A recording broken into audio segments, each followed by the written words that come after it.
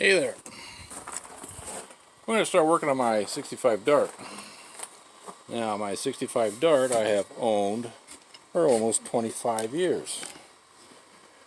And it's been in various states of running condition over that 25 years. This block right here, I stuck this in this car. Actually, this engine block is out of my father-in-law's 78 Dodge Aspen.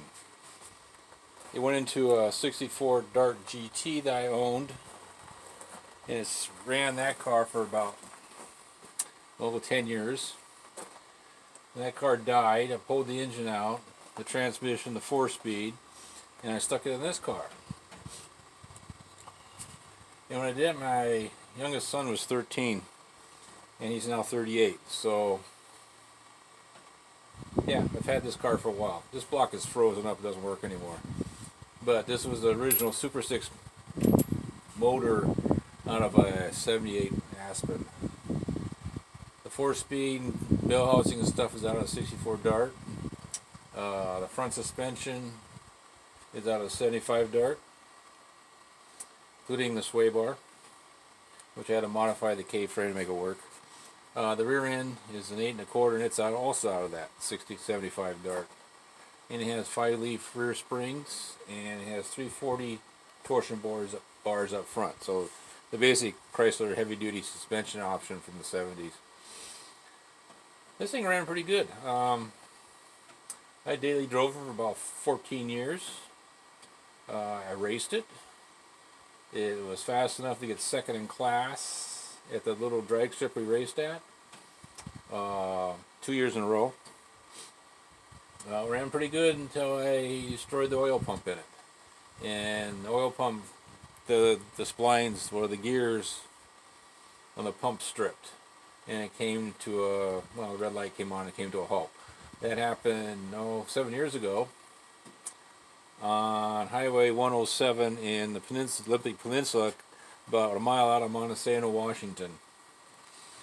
My wife and I had gone up to Ocean Shores to organize an event we were doing up there.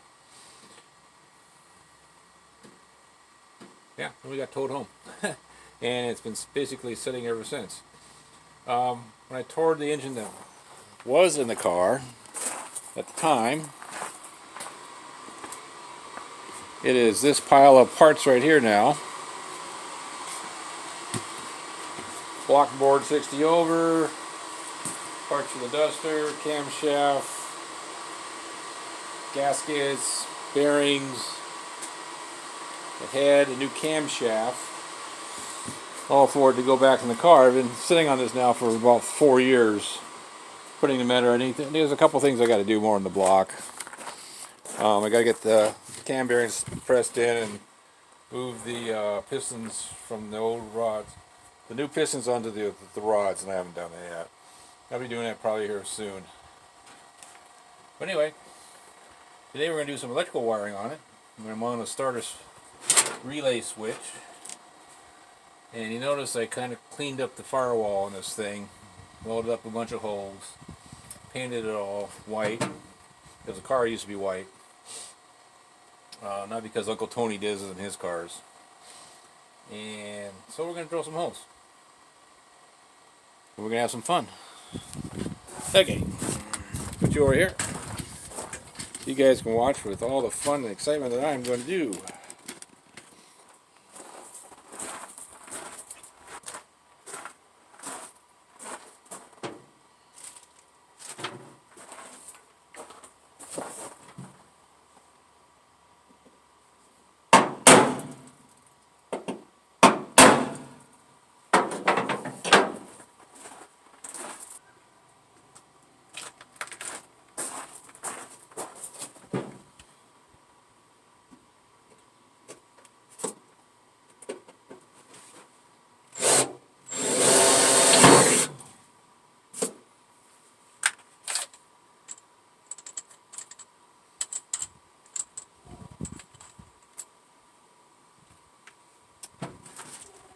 I use Rust-Oleum paint on here in this car to paint the interior here, and it's painted pretty nice.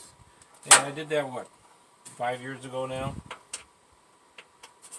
The trouble is that it's awful brittle. What I mean by that is that it chips really easily. I'll put some self tappers in here. This is going to be interesting because I never used them before.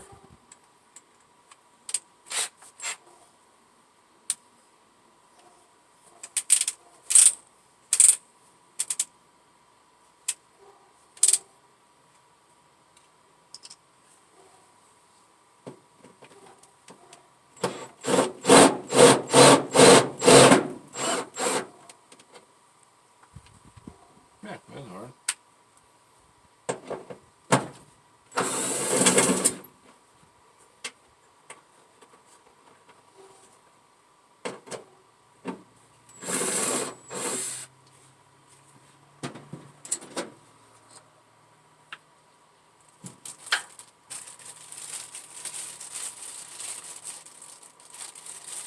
I sprayed the paint with a regular spray gun.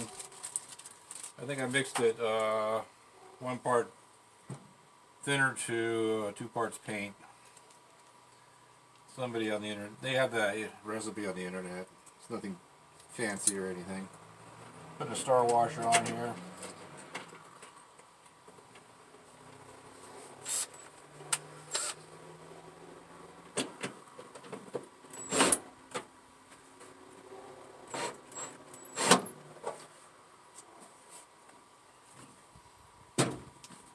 Star washer helps you dig in through the paint for better contact.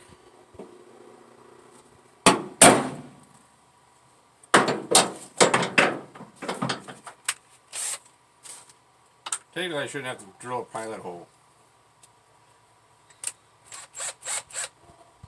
But I'm old-fashioned, what can I say?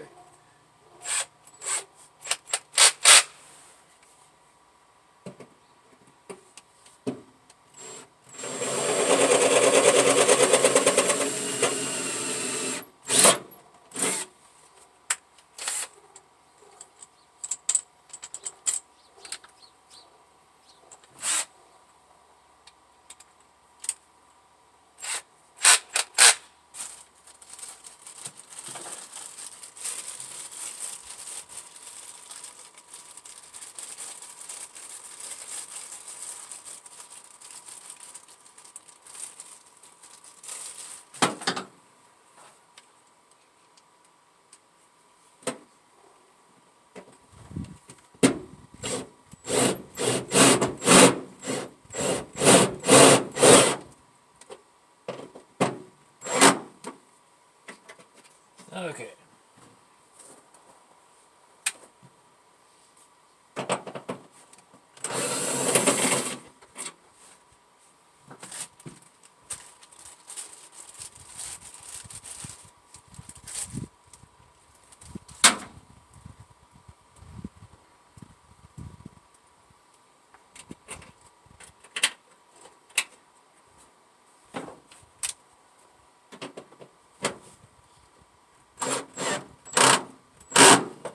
Okay, that's nicely tight.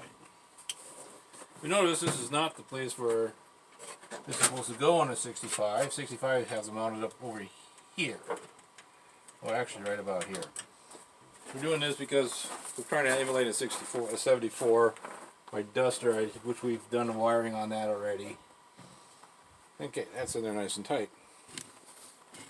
The new engine, we're going to probably be doing an engine series here. And rebuilding the new engine. Get that out of there. As you can tell, we have stubs welded up for the exhaust and the intake. And this thing is, plan is to fill inject that new engine. It's going to have a crank trigger, 36-to-1 crank trigger. It's using LSQ or X or whatever. Coils are off. They're off an Escalade. It's going to be run by micro squirt and batch mode. So it'll be wasted spark on the spark plugs and batch fire on the intake. I'm going to run, I don't know, 29-pound injectors from a Buick V6 that had a supercharger on it. So it's a 95 Buick V6. You have a surge tank up here. That's going to be fed by the stock mechanical fuel pump. The wire, the lines have already been plumbed into the rear tank for return line. Our regulators there is going to be set up to be a return style instead of deadhead like they're doing now. This should be interesting once it gets running.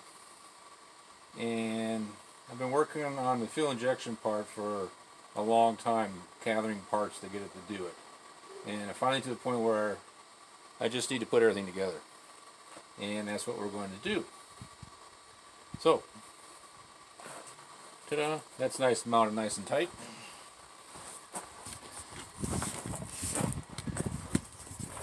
Now I can take the battery out, the battery tray out, and I can mount the voltage regulator and the horn relay, which is right there, using the same thing. So I'm going to hide them under the battery so they're not exposed. We're trying to do a little fancier here than we normally do. And that should be good. So, horn wires. This thing hasn't had a horn in it since I put that engine back in there 25 years ago.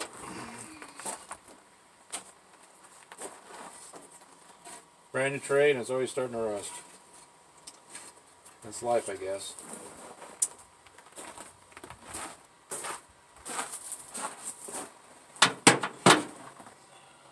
You see okay? Yeah, we can. So, this has got a 64 4-speeder, so it has the trunnion bearing output shaft on it. Transmission rebuilt, had a complete rebuild on it about close to 20 years ago now.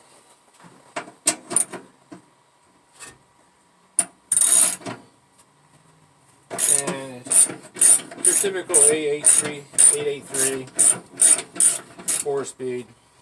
It's not an overdrive transmission. It's got the 309 first gear in it, which is nice. The rear axle has 3 5 gears in it, which gets you going pretty good.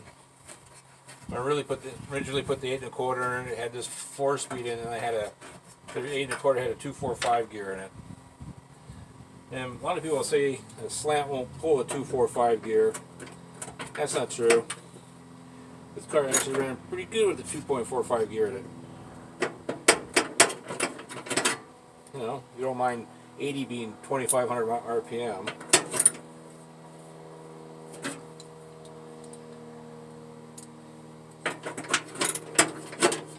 Almost as good as an overdrive.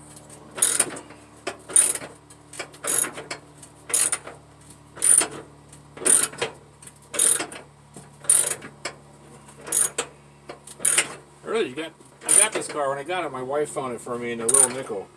The Little Nickel was a for sale magazine, or a tabloid, I guess you can call it. That predated Craigslist, which predated the other places, Facebook Marketplace and stuff like that.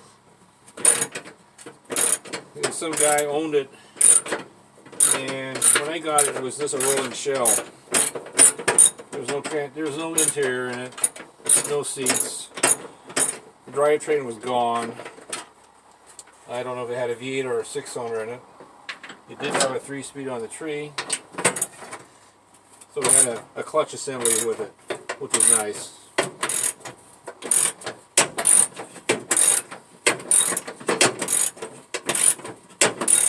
The guy who had it, I got the car from him, I got it for free. Like I said, my wife found it in the Little Nickel want ads.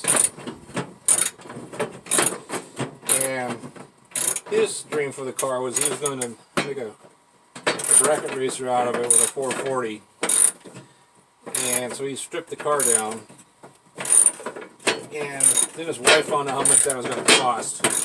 And she said no.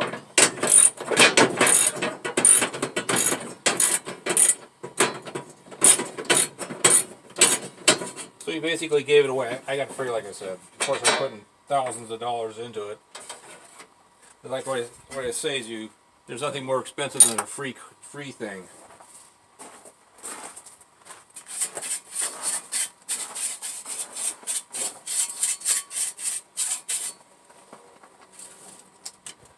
See, I've Got a brand new rear end. Randy Ring and Pinion rebuilt it for me. I lived at the time, I was living over in Everett, Washington. I lived about 3 blocks away from their office. And they did it for me. It got about $1,500 to do it, I think, or maybe 12.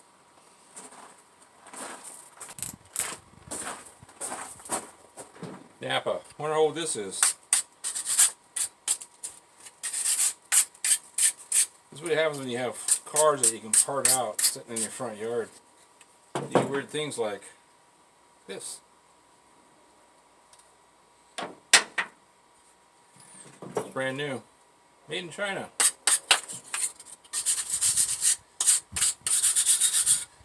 I don't know how old this is.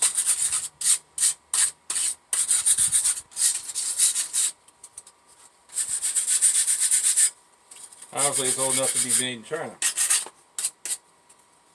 And I guess Napa was being cagey. Yeah, let's put it right there.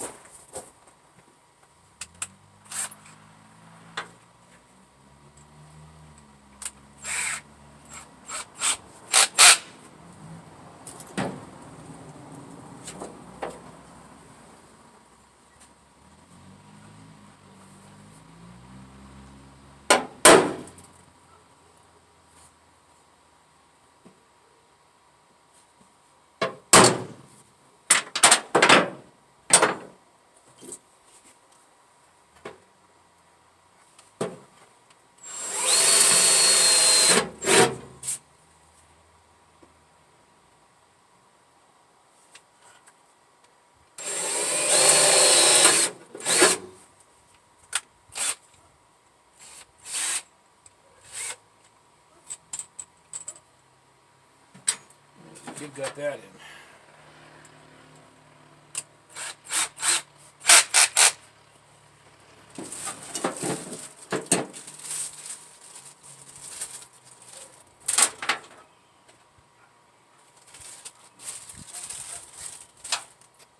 I should paint this black. Anyway, get these put in.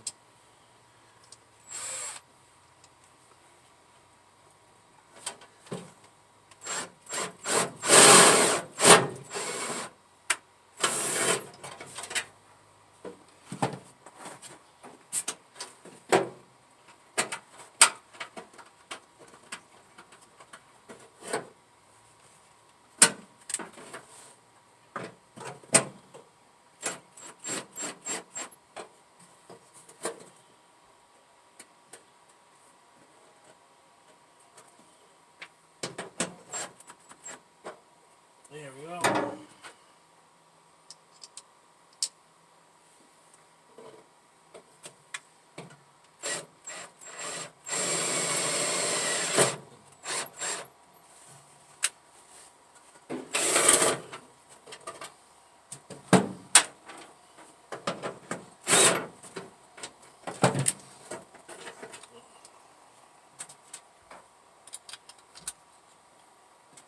Then I can put the Star Wash on the back. I'll ground the back of this thing to the body. Do that on both sides.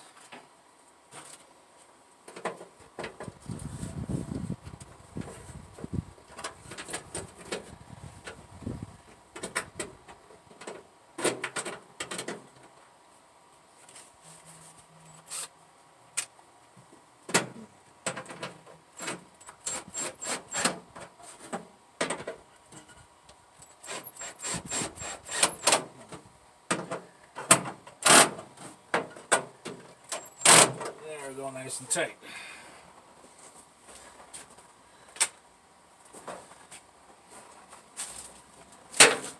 Now let's get the horn relay mounted up. Where do you think we should put that?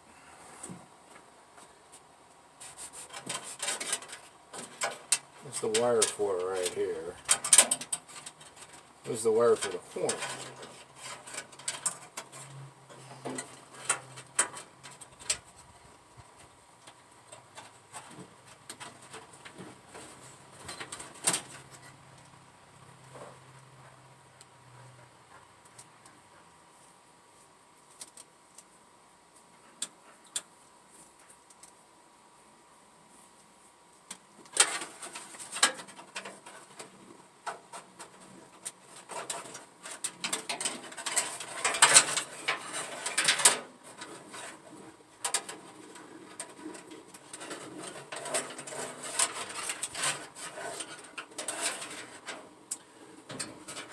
That's as good a place as any to stick it. I was planning on putting the horns right here, out of the way of everything. By default, it's set over there where my surge tank is. I really don't need them there.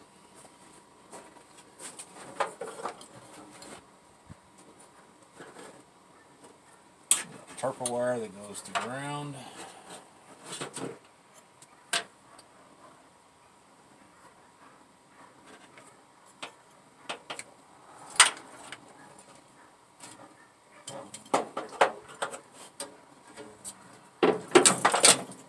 Some tape and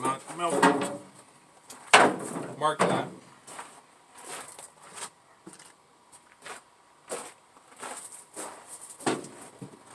Now, if I don't let it sit this for the next 10 years, I'll probably actually be able to read it after I mark the tape.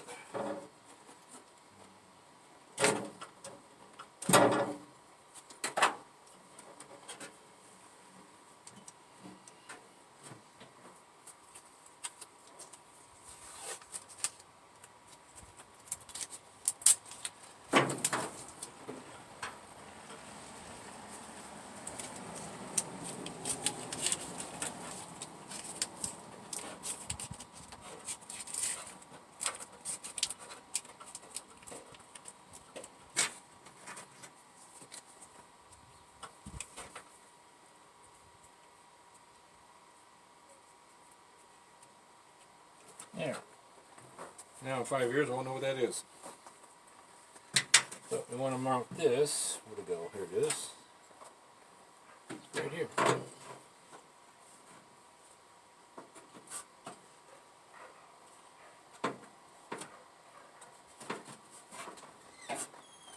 Honey? Yeah?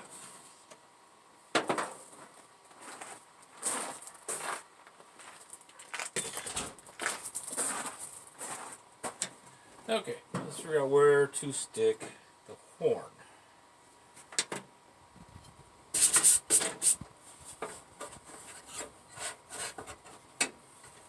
Put it there.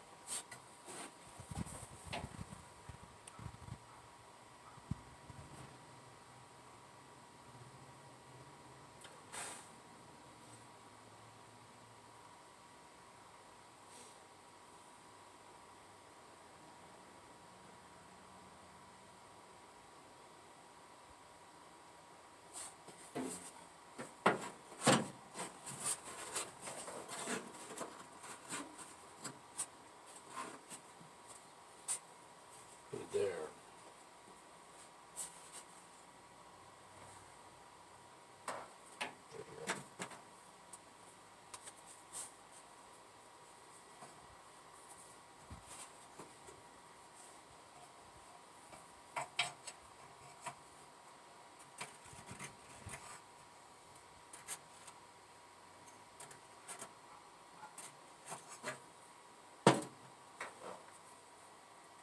Okay, same procedure. Ding, ding, ding.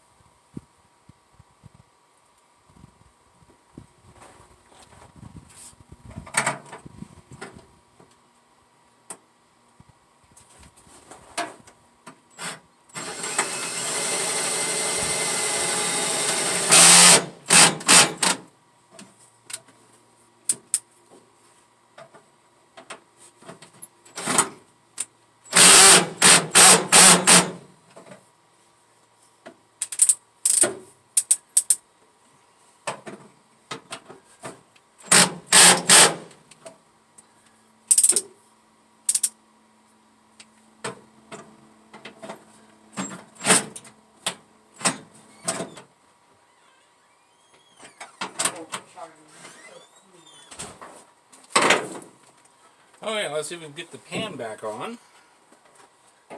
Let's clean some crap up here first.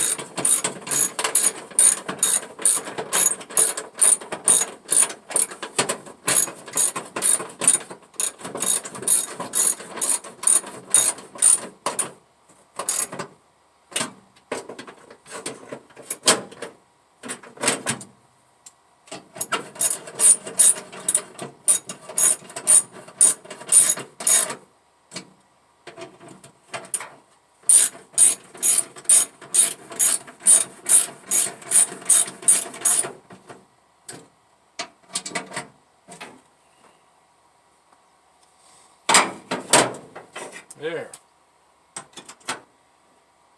Done with this. Woohoo! Most work I've done this on this thing in 3 years. Other than moving from the old house to the new house.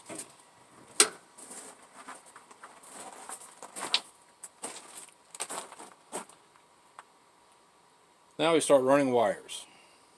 Lots and lots of wires. You can see I've got them coiled up. All going to certain spots.